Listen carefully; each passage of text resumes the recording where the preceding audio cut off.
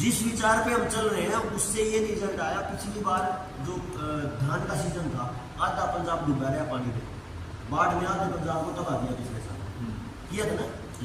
पूरी लाइन ऐसे बीचों बीच निकल गई, जो पटियाला एरिया और ये सारा था, राजपुरा पटियाला एरिया पूरा तबाह था। क्यों हो रहा है ये? जब जब हमने खेत में यूरिया डीएपी केमिकल डाले हैं, उस मिट्टी ने पानी पीना बंद कर दिया, और वो जो सुराख होते थे मिट्टी के पानी जाने वाले, अब वो बंद है।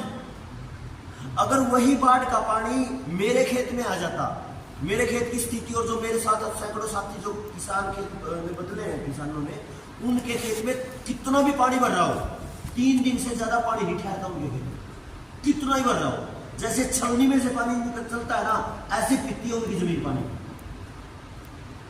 तो जो पानी ऊपर पड़ा है, या तो वो बाढ़ की स्थिति पैदा करेगा, और अगर वो नहीं आगे गया तो वो पड़ा पड़ा सड़ेगा, तो फसलों को खराब करेगा, बदबू उठेगी तो जो महामारी बीमारी आएगी, मच्छर होंगे, मक्खी होंगे, कीड़े होंगे, वो और बीमारी पैदा करेगा, तो और नई समस्या पैदा करेगा।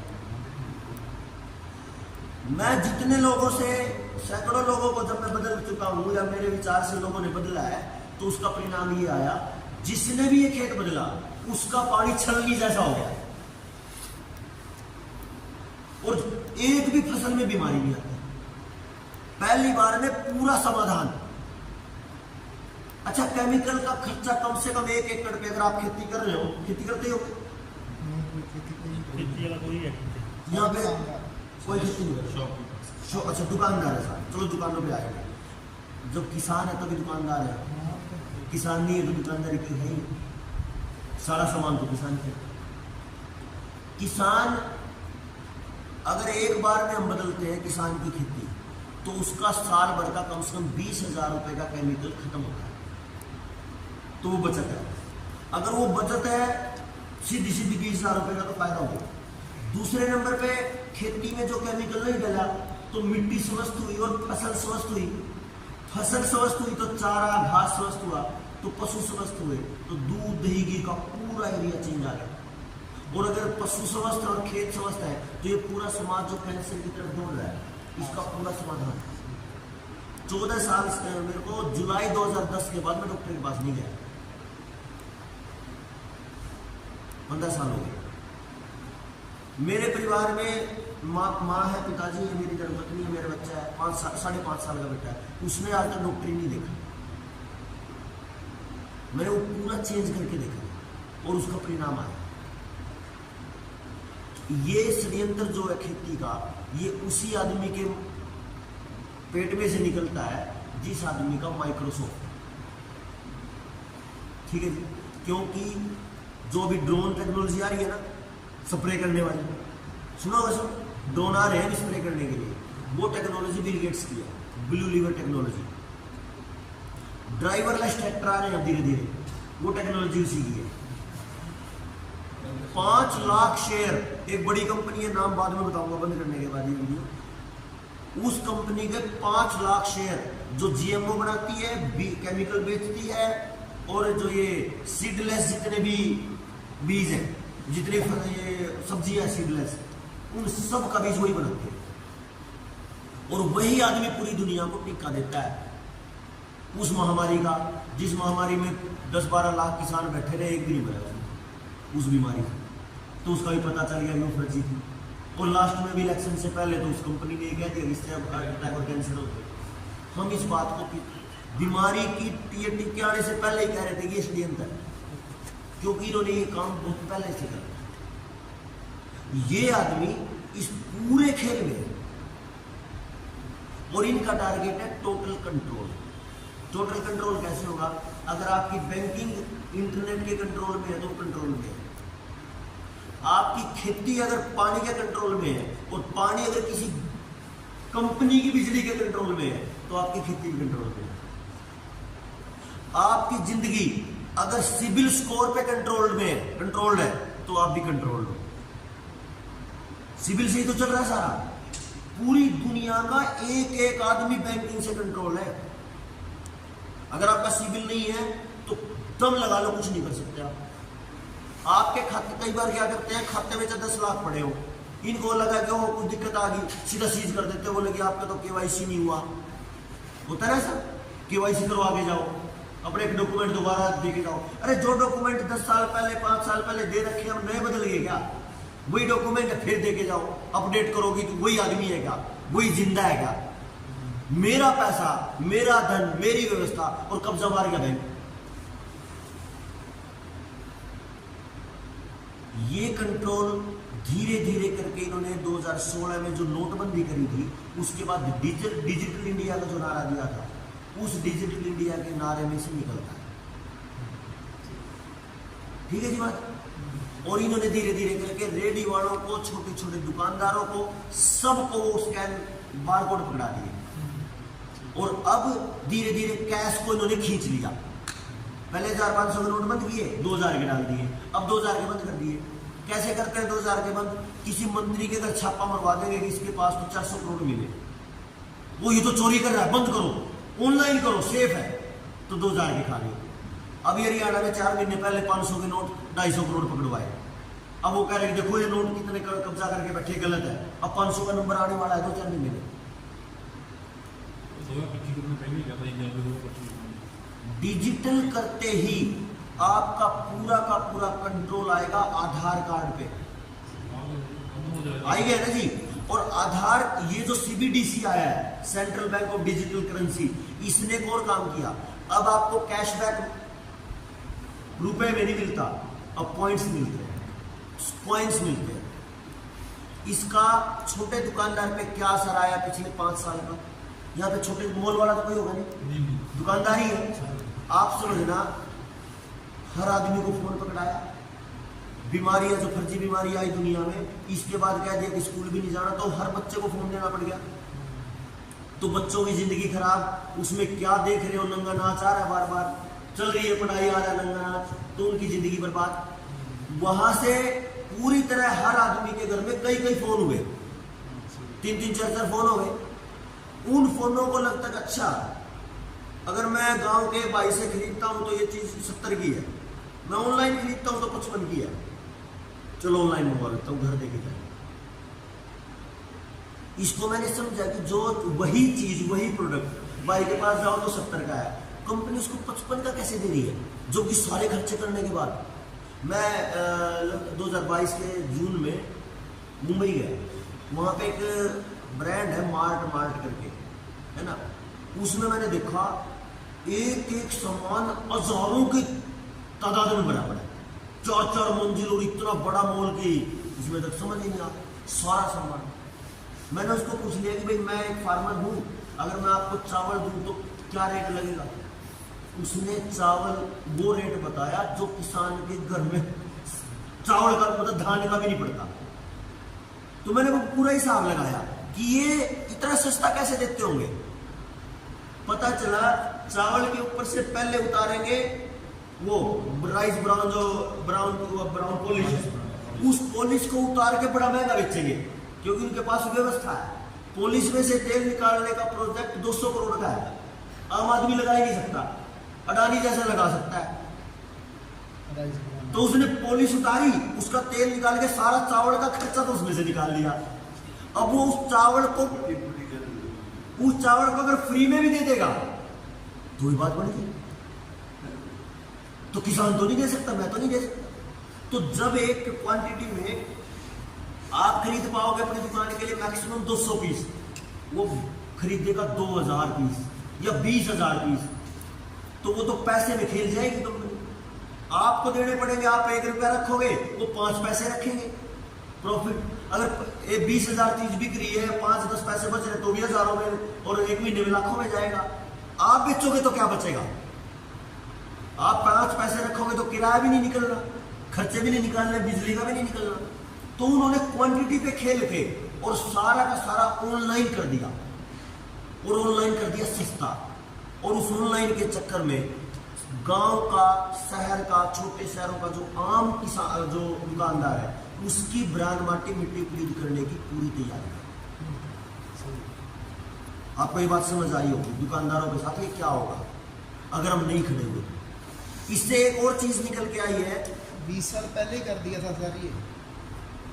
जब सहवाग चिल्ला चिल्ला के बोला करता ना, कर लो दुनिया मुट्ठी में रिलायंस, वो इसकी शुरुआत थी। ये 20 साल पहले कर दिया था सर, 20 साल पहले। तो अब धीरे धीरे करके ये जो आज धीरे धीरे दूर था, अब वो अपने टेटवे पे आ चुका और दबने वाला है। जितने भी दुकानदार है, कोई बिजनेस कर रहा है, किसी न किसी टाइप का उसके ऊपर लोन है, तो अपना काम चला रहा है समाज। अब लोन का चुकता तो तब होगा ना जब आपके पास कमाई होगी। अब सारा समाज तो ऑनलाइन खरीद रहा है, आप खरीदो तो महंगा पड़ेगा। कंपनी सीधी डायरेक्ट टू कस्टमर,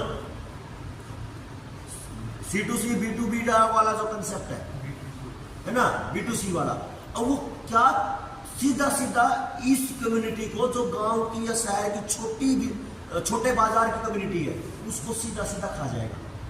और इसको खाने के लिए बड़े मॉल की जरूरत नहीं। अब तो फ्रेश आ रहा है कि नहीं आ रहा? आर फ्रेश आ रहा है ना, फ्रेश आपके हर 2-4 किलोमीटर पे मिलेगा, और उसके साथ वही खेल। तो अब करें तो करें क्या? सबके बच्चों की रोटी, सबके बच्चों की रोजी बड़ी परेशानी है। किसान केमिकल से बर्बाद है। किसान ने किसान क्रेडिट कार्ड लेके 1 लाख रुपए का, वो नहीं भर पा रहा है क्योंकि उसकी आमदनी नहीं है। घर बीमार कितना ज्यादा है, उसका खर्चा है। पशु बीमार है, उसका खर्चा है। खेती चौपट है, तो वो हटा दिया। बच्चों को इतना ज्यादा डोज दे दी, 3 डोज दे देते हैं माँ के पेट में, 2-3 डोज दे देते हैं जन्म के टाइम डिलीवरी पे, 9 महीने रखते हैं बेड रेस्ट, काम करने नहीं देते काम नहीं, है ना। तो काम नहीं करेगा तो शरीर जाम है, तो फिर ऑपरेशन हो, काट के बच्चा पैदा करवाना, फिर उसके बाद उसको टिक्के लगने, और फिर अगले 5 साल तक उसको दे देना, अंदर टिक्के टिक्के हैं। तो बच्चों को तबाह कर दिया। इस बच्चों वाले कंसेप्ट पे बिल गेट्स ने 2011 और 2015 में बोला था। दोनों वीडियो पड़ी है, एक चैनल है टेड टॉक, अब सर्च करना अगर किसी भाई को लगे सर्च करने का, TED टेड टॉक, एक एजेंसी है शायद अमेरिका की है, उसके इंटरव्यू पढ़े। 2011 में वो ये कह रहा है कि हम दुनिया की जनसंख्या को पिछले 15 साल में, 10 साल में, 2000 से लेके और 2011 तक 15% कम कर चुके। कैसे कर चुके? कॉन्डोम्स, आई पिल्स, गर्भ निरोधक गोलियां इतनी खिला दी, जिन औरतों ने लगातार खाई, सबके यूट्रस के ऑपरेशन करके बाहर फेंक दिए। आप घरों में जिन औरतों की उम्र 40 से पार है, अभी 40-45 से ऊपर है, ज्यादातर के यूट्रस के ऑपरेशन हो चुके। इतनी परेशानी आई। और 2015 में वो ये कह रहा है कि अब जनसंख्या बहुत ज्यादा है, दुनिया में कार्बन डाइऑक्साइड बहुत ज्यादा पैदा हो रही है, क्योंकि ये लोग सांस ले रहे हैं, फिर ये मोटरसाइकिल चला रहे हैं, फिर ये कार चला रहे हैं, इनको कम करना पड़ेगा। और इसका एक ही तरीका है, जैसे पिछली फर्जी महामारी की बात आई थी, उसमें जो डोज दी है, अगला तैयार है पॉक्स के नाम से, आ गया ना, बंदर पॉक्स, बड़े लेवल का प्लान है। अगर आप नहीं इकट्ठे हुए, 1 मिनट में बाजार बंद करेंगे, 1 मिनट में सबसे पहले बाजार ही बंद करेंगे। मेरे गांव में मैंने 200 साथियों को तैयार कर लिया, जवानों को। क्या इन्होंने कहा क्या था? चलो अब शाम को 2 घंटे बंद करो, फिर रात को नहीं आए, रात को नहीं खोलनी, रात को आएगा वो बीमारी रात को आएगी, दिन में नहीं आ सकती। फिर बोलेंगे इतने सुबह शाम करो, फिर 12 घंटे करो, फिर 18 घंटे करो, फिर टोटल बंद कर दिया।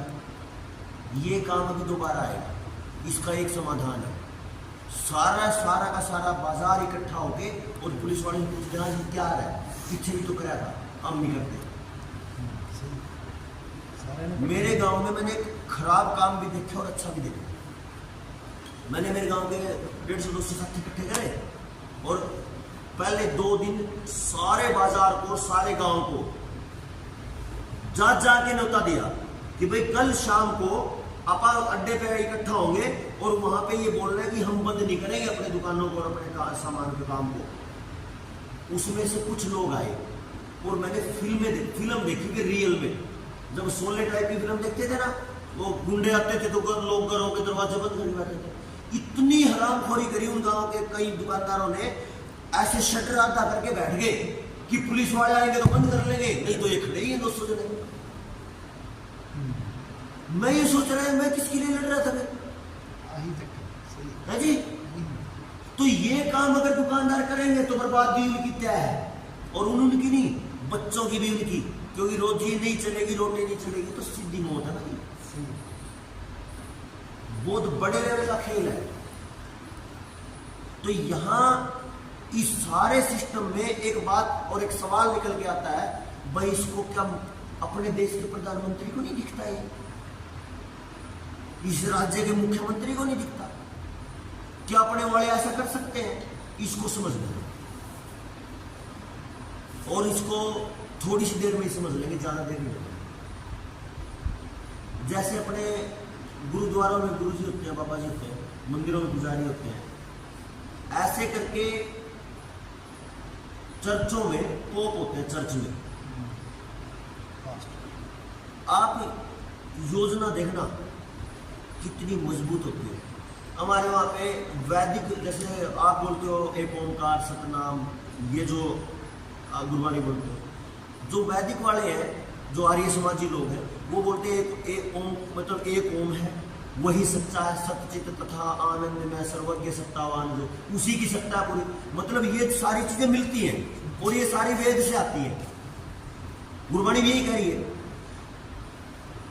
आप चिल्लाते रहे राज करेगा खालसा, चिल्लाते रहे ना, कहाँ है खालसा?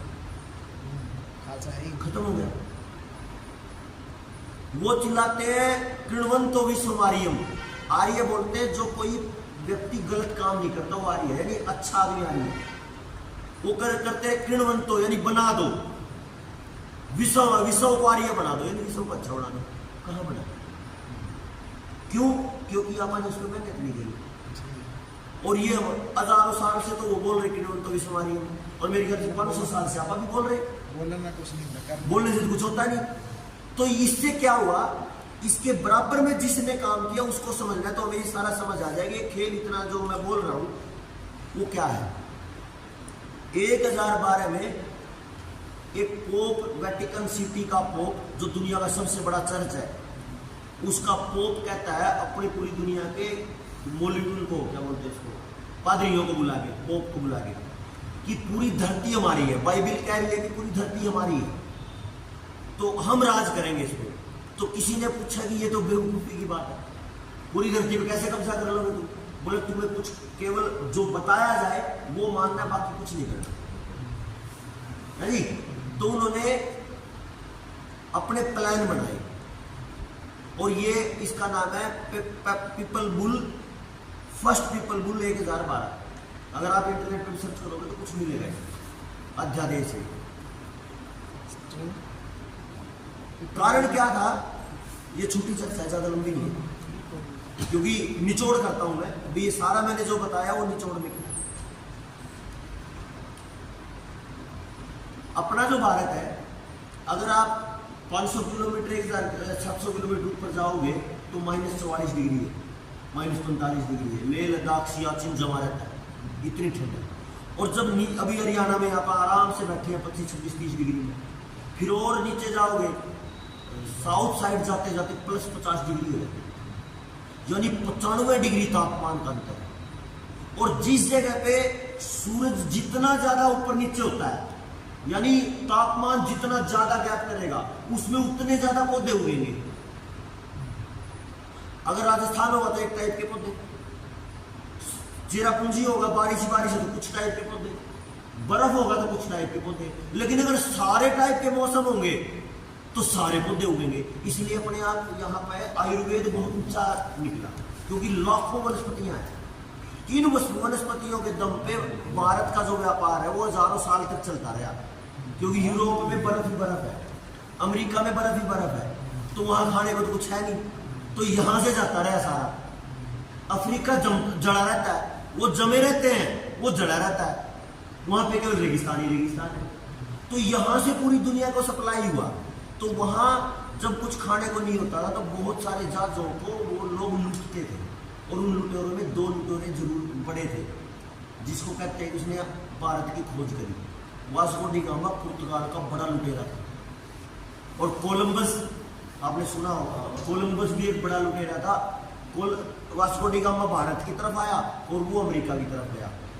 अमेरिका भी उस समय भारत जैसा ही मतलब शांत रहने वाला देश था। उन्होंने लूट मचाई करते रहे और यहाँ फिर जैसे जैसे आए वहां पे लुटे, कुल की पीढ़ियों ने लूटा। फिर 1492 की बात है, 1492 में इन दोनों गिरोहों का, जैसे दो गुंडे गिरोह, जैसे दो राजनीतिक पार्टी के गुंडे ही तो हैं, ऐसे ही उनके भी गुंडे थे। तो उन दोनों का झगड़ा हो गया, वो चले गए फिर उसके चर्च के पादरी के पास, जो 1492 में पादरी था। बोले जी हमारा झगड़ा है, इसमें एक काम करो, आप दोनों एक ही मत को मानने वाले हो, बाइबिल को तू पढ़ता है, बाइबिल को तू पढ़ता है, तुम क्यों झगड़ते हो भाई? तुम तो एक ही बाप की पैदाइश हो। तो ऐसा करो, आज ये लंदन में हम बैठे हैं, लंदन को केंद्र मानो, पूर्व वाला एक चला जाओ, पश्चिम में एक चले जाओ, बचाओ अपना, बचाओ लूट, बढ़ाओ अपना व्यापार। 1492 के बाद आज अगर हम अपना टाइम सेट करते हैं तो दिल्ली का टाइम +5:30 है, पता है इसको? और जीरो किसका है? लंदन का।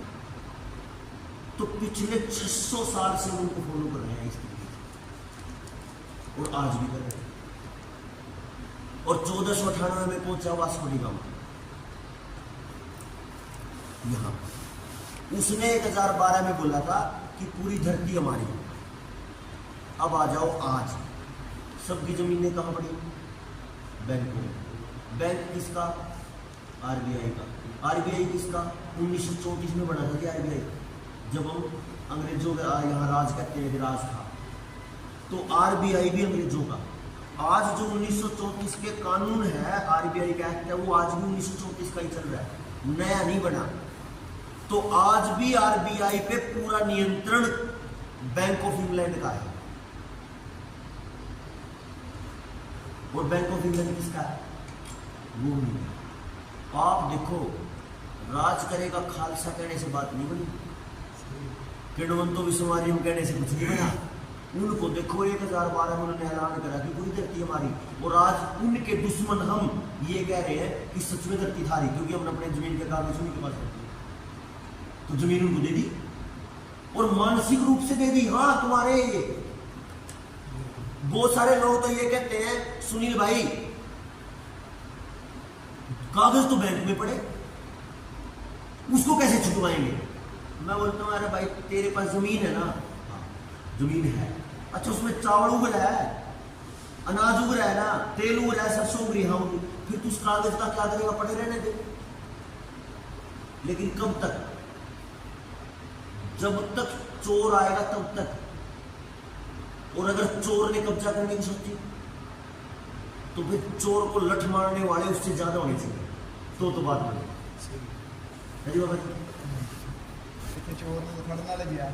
अगर चोर ज्यादा है तो सारे सब लूटेंगे, और अगर चोर को लठ मारने हैं तो रापा ज्यादा होने चाहिए। अब चोर कैसे है, इसको मैं थोड़ी सी चर्चा करूं। एक छोटी सी बात बता दूं मैं। एक बार एक आदमी था, उसकी घरवाली थी, बड़ा विद्वान था, उसके घर में चोर घुस गया। वो अपने घरवाले से परेशान थी, बड़ा सज्जन था, और आजकल सज्जन से ही ज्यादा परेशान है। वैसे भी सज्जन से ही परेशान होते हैं लोग, ठीक है मित्रता रखते हैं, वे कभी परेशान ना करें। वो चोर घुस गया और वो चोरी कर रहा था। वो बोली क्या क्या लेके जा रहा है? उन्होंने देखा ये कैसे पूछे, अब यही है। बोले मैं भी और भी दे देती, तो मुझे भी ले चल, मैं भी इससे परेशान हूं। उसके उन्हें सोचा मौज होगी, तुम्हें चल तू भी। अब चलो जी, चल पड़ी। रास्ते में आ गई नदी। बोले इसको इसमें कैसे पार करूंगी, ठंड भी बहुत ज्यादा है। बोले वो मैं इंतजाम करता हूँ, एक काम करिए, सारा सामान मुझे दे, और तेरे कपड़े भी खिलाएंगे, कपड़े भी निकाल के दे। उसको नंगी करके बैठा दिया दूर, और लेके, और उसको तैरना आता था, उसको सामान को लेके एक हाथ पर तैर के उधर चला गया। अब वो तो इंतजार में थी, पर वो थोड़ा इंतजार में था, वो तो उसको सामान भी ले गया और कपड़े भी ले गया। अब वो बैठी बैठी रो रही, मैं तो चोर की हो पाई और अपने वाले को छोड़ा ही। अब रो रही थी, उसके बराबर में एक कुत्ता आ गया, उसने मुंह में मांस का टुकड़ा था, कहीं से मिल गया उसको। उसने देखा कि जहां वो औरत बैठी है किनारे पे, उसके पास एक मछली पानी में से उछल के किनारे पे आ पड़ी। अब कुत्ते को लालच आ गया कि जो मुंह में है वो तो तेरा है ही, इस पे मार झपटा मछली पे। उसने वो तो रख दिया दूर मांस का टुकड़ा, और मछली की तरफ बढ़ा, वो मछली उछल के पानी में डूब गई। और जो वो मांस का टुकड़ा था उसको एक पक्षी ले उड़ा, और वो जो औरत बैठी थी नंगी हुई, वो उसकी तरफ देख के हंस पड़ी। और फिर वो कुत्ता कहता है उसको, तू भी हंसने लायक है, तू भी हंसेगी क्या मेरे ऊपर? ना चोर की हो पाई ना अपने घर वाले की। ये हालत सारे आज अपने समाज की है। सारे कैसे? चोर आया, बड़े प्यार से आपको कर्जदार कर गया। अब ना तो आप चोर के हो पाए क्योंकि उसको तो आपका घर चाहिए, या तो किस्तें दो, लूटते रहो, नहीं लूटो तो जमीन दो, नहीं लूटो तो जायदाद दो, नहीं तो इज्जत दो। नीलाम करके जाते हैं हर दिन बेइज्जती करके। और ना हम अपने परिवार के रह पाए, क्यों? मामा से पैसे लेके खा लिए, चाचा से पैसे लेके खा लिए, भाई से लेके खा लिए। किसके लिए? चोर के लिए। किस्तें भरने के लिए सारे रिश्तों से पैसे ले लिए, किस्तें उतर नहीं रही क्योंकि वो पैटर्न ही नहीं उतरने का। तो अब क्या करें? अब अपनी बुरा मत मानना, अपने समाज की हालत उसी औरत जैसी है। तो अब क्या करें जी? कोई तो समाधान करना पड़ेगा। समाज ऐसा तो नहीं कि मर जाएगा और बैठ जाएगा। तो अब मुझे इसमें से एक समाधान दिखता है। समाधान क्या है? अब उस कुत्ते को और उस औरत को समझना पड़ेगा। और कुत्ते को तो क्या समझना, उसकी तो जितनी समझ होगी तो बेचारा कहीं और से जुगाड़ कर लेगा। बुद्धि किसके पास है? औरत के पास। अब उसको समझना पड़ेगा, उसकी तरफ हंसने की बजाय, उसका मजाक उड़ाने की बजाय क्या कहना पड़ेगा? भाई रुक जा, तेरे साथ भी छल हो गया और मेरे साथ भी छल हो गया। आप दोनों मिलकर अपनी जिंदगी बचा सकते हैं। तू मेरे लिए कुछ पत्तों का इंतजाम कर दे या कुछ कपड़े का इंतजाम कर दे, मैं तेरे लिए कुछ खाने का इंतजाम कर दूं। यही हो सकता है। आज अपने लिए एक समाधान है। समाधान ये है कि भाई बैंक से बचने के लिए, बैंक तो तैयार बैठा है, बैंक से बचने के लिए एक रास्ता है, उसका कारण भी बताऊंगा मैं भी। आप अपने साथियों को इकट्ठा करो, ठीक है जी। अगर किसी का भाईचारे का देना है तो उसका दो। हमारा पहला नियम है जी जनता सरकार मोर्चा का, उसका अपने परिवार का, रिश्तेदारी का, दोस्तों का, भाईचारे का एक पैसा नहीं रखना, ठीक है जी। और बैंकों के कितने भी ले रखे हो आप उसको चुकता करेंगे। माफी नहीं, कभी ये सोच लो किसी को माफी की बात है, चुकता करेंगे। चुकता कैसे करेंगे इसको एक बार समझ लेते हैं।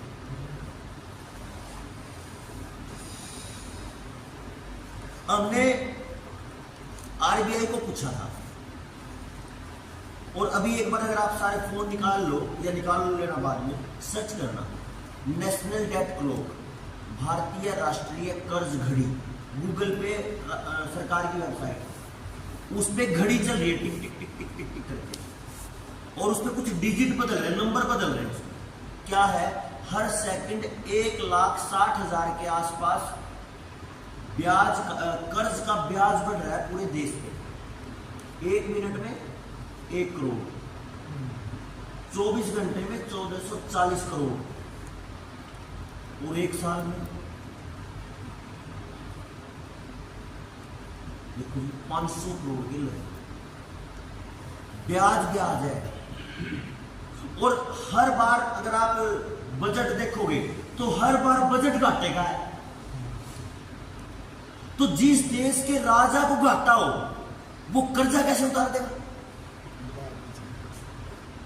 मेरी बात लॉजिकल लग रही है आपको? बिल्कुल सही है। अगर एक बाप के पास हर दिन का खर्चा ही नहीं है तो कर्जा कैसे उतारेगा वो? और जब ये बात अभी आप सर्च करना बाद में।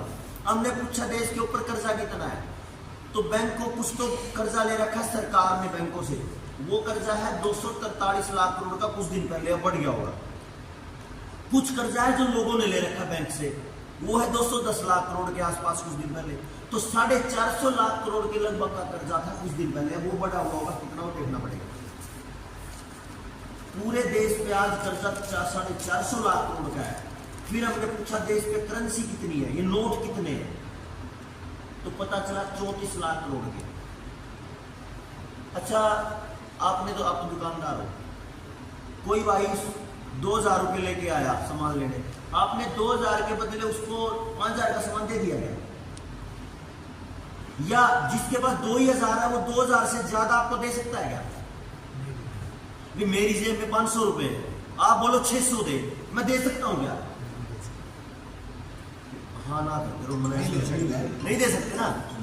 तो हम जब 1 रुपया भी फालतू नहीं दे सकते, तो बैंकों के पास तो केवल 34 लाख करोड़ के नोट थे, तो उसने 450 लाख करोड़ का लोन कहां से दे दिया? ये है बड़ा प्लान, बड़ा चक्कर, जिसमें पूरा देश फंस गया।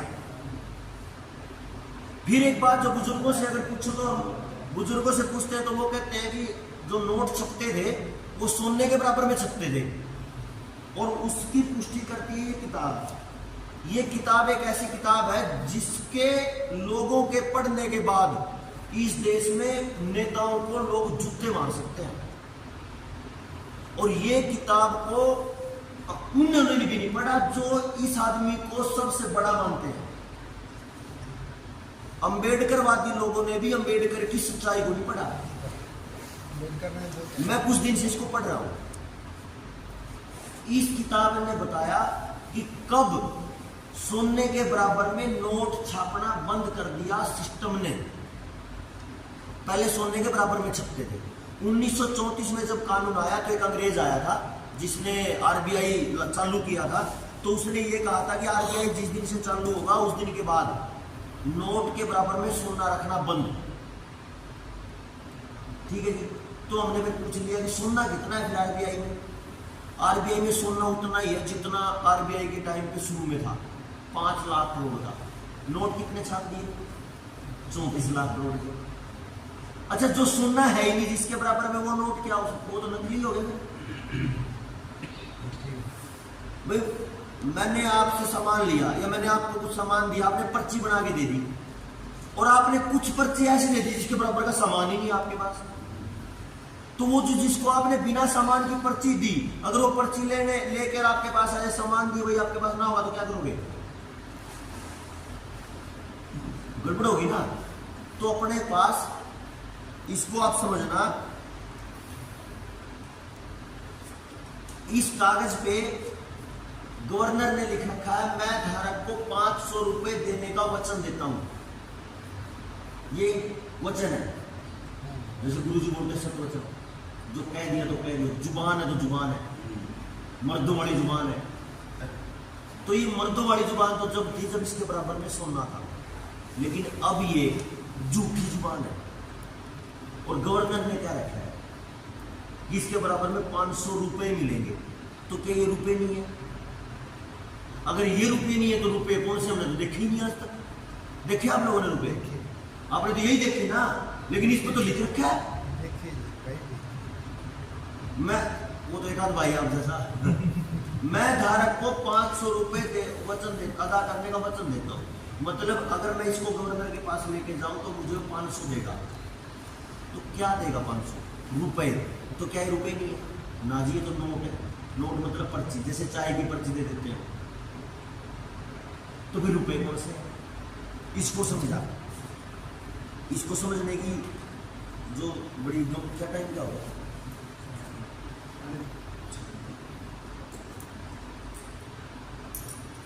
ये तो आपने देखा होगा, देखा ना जी।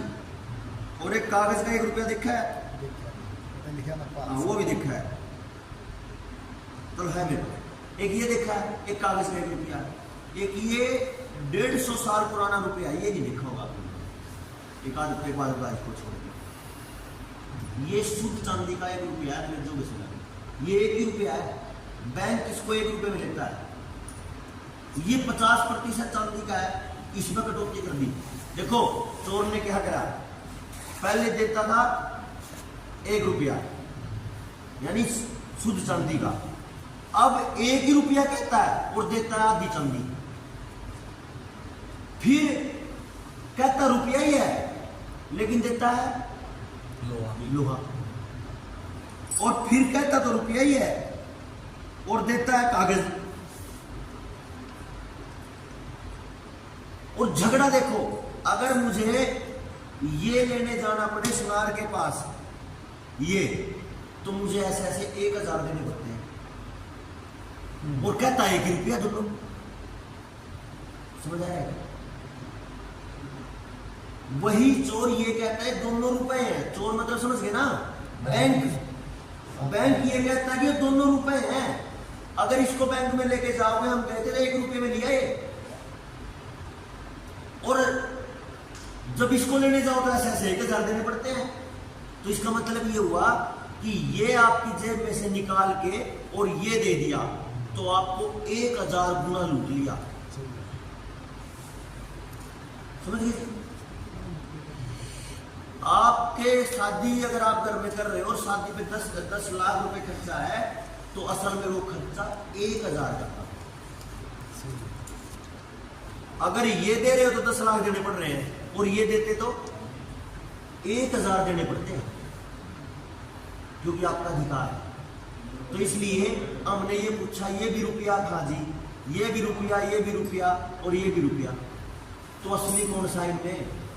अगर ये सारे रुपए बराबर है तो इनमें जो सामान खरीदा जाए वो बराबर आना चाहिए। आना चाहिए कि नहीं आना चाहिए? बराबर सामान आना चाहिए। अगर बैंक बराबर कह रहा है तो, और अगर ये बराबर नहीं है तो फिर भारत के संविधान की धारा 489 ABCDE ये कह रही है, अगर कोई अपने देश की मुद्रा की कीमत को कम करता पाया गया, डिवैल्यूएशन, जैसे डॉलर के बराबर में रुपए की वैल्यू तोड़ रहे हैं, अगर मैं अपने देश की कीमत को, अपने देश के रुपए की कीमत को तोड़ता हूं तो मुझे 20 साल की कैद है, उम्र कैद। लेकिन ये काम आपने तो नहीं किया, ये किया है? मैंने तो नहीं करा ने, किसने करा? सरकार ने, RBI ने। तो उनके ऊपर तो कुछ होना चाहिए। अब बात आती है वो चोर वाली। जब चोर लेने आएंगे, पता है आपको चोर है, लेकिन आप अकेले हो तो आपको लूटना ही पड़ेगा, आप बच नहीं सकते, लूटोगे ही लूटोगे। तो समाधान क्या है? चोरों से ज्यादा संख्या अपनी बना लो। समझ गए क्या मेरी बात? तो क्या करें? आप गांव में सर्वे नहीं करना, अब तो सर्वे ये करना कि अनाउंसमेंट करवा के, भाई कोई गांव का ऐसा भी व्यक्ति जिसपे कर्जा ना हो, वो मिल लेना एक बार आगे, है कि नहीं? पहले ये पूछना पड़ता था कि भाई कोई कर्जे वाला हो तो आज ही हो। अब उल्टा हो गया है, अब 99.9% कर्जे में है। तो जब सब कर्जे में है, इसका मतलब चोर ने सबको लूटा है, सबको लूट लिया, तो आधे इकट्ठे हो गए। कर सकते हैं ना ये तो? अच्छा, एक तो एक आदमी का कर्ज उतर जाए और एक पूरे गांव का उतर जाए, कौन सा अच्छा है? तो फिर उसके लिए प्रयास करने पड़ेगा, फिर इकट्ठा होना पड़ेगा। इकट्ठा हो सकते हो तो 4 दिन में चक देंगे फट्टे, और नहीं इकट्ठे हो सकते तो जी राम राम, अपनी बात होगी, हम चलते हैं करके। सही है। क्यों जी? यही हो सकता है। तो आने वाला जो समय है, इसका हमें पता चला कागजों में भी, ये भी रुपया, ये भी रुपया, ये सारे रुपए हैं, समान आ नहीं रहा। तो इसका मतलब ना तो कागज रुपया है, ना लोहा, ना चांदी, ना आधी चांदी, रुपया तो कुछ हो गया। तो बैंक वाले ने बताया, जो इसके ऊपर मोहर है, छाप, यानी स्टैंडर्ड, जैसे लोहे के बाट के ऊपर 1000 ग्राम के ऊपर किस चीज की मोहर होती है? 1 किलो की। अगर वही 1 किलो की मोहर चांदी के बाट पे रख दे तो भी 1 किलो ही है। और वही 1 किलो की किताब ले लो कागज की, उसके ऊपर लिख दो 1 किलो, वजन तो 1000 ग्राम ही है। कागज से तो लो चांदी से तोल लो या किसी और चीज से तोल लो, तोलने की तो 1 किलो ही। तो इसका मतलब ना तो किलो लोहा था, ना किलो चांदी और ना किलो कागज किताब। किलो तो वो वजन है जो 1000 ग्राम है। वही बात यहाँ है, 1 रुपया ये भी है, ये भी है, ये भी और ये भी है। असल में रुपया है क्या? रुपया एक स्टैंडर्ड है जो किसी भी चीज का हो। और 1906 का भारत के संविधान का कानून कहता है 1 रुपए का मतलब है एक स्टैंडर्ड जिसकी कीमत है 777 मिलीग्राम सोना। तो आपके हाथ में अगर ये है, ये आपकी 1 रुपए की कीमत का है और जिसकी कीमत है 777 मिलीग्राम सोना। अगर ये कागज आपके हाथ में है, आप इसको नोट को लेने जाओ, इस नोट को लेके आरबीआई में जाओ, उनको बोलो कि मुझे इसका रुपया दो, करेंसी नहीं। देखो 3 चीजें, एक है रुपया, एक है करेंसी और एक है बैंक नोट। ठीक है जी, इनको बैंक नोट बोलते हैं। जब आप लोन लेते हो, आप पढ़ना अपने एग्रीमेंट पे, बैंक ये कभी नहीं लिख के देता मैंने सुनील को या किसी भाई को 10 लाख रुपए के नोटों का लोन दिया। लिखते हैं क्या? क्या लिखते हैं? 10 लाख रुपए का लोन दिया। और जब निकालने जाओ तो नोट निकलते हैं कि रुपए निकलते हैं? सोने के तो नहीं निकलते ना। आज के बाद आपको एक ही बात समझनी है, रुपया मतलब 777 मिलीग्राम सोना, इसके अलावा कुछ नहीं होता रुपया। तो अगर ये 500 का नोट आपके पास है तो इसका मतलब 500 गुना 777 मिलीग्राम सोना, 400 ग्राम सोना है ना, लगभग 400 ग्राम सोना, 40 तोड़े। कितनी कीमत का हो गया इन कागजों की? 2.5 लाख का। अच्छा एक चीज और, 1 रुपया 777 मिलीग्राम सोना, इन नोटों में हो गया 6000 के नोट। 6000 में कितने डॉलर बन गए?